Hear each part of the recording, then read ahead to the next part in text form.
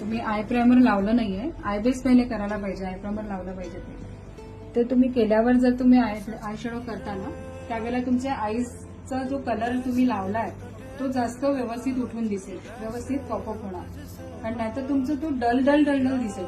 तर तुम्ही आय प्रायमरच लावला नाही तर तो कलर एवढा पॉपअप नाही होत. त्यामुळे आता या डोळ्यावरती तुम्ही करताना पहिले आय प्रायमर करा आणि मग कलर करा, मग आय शेडो करा.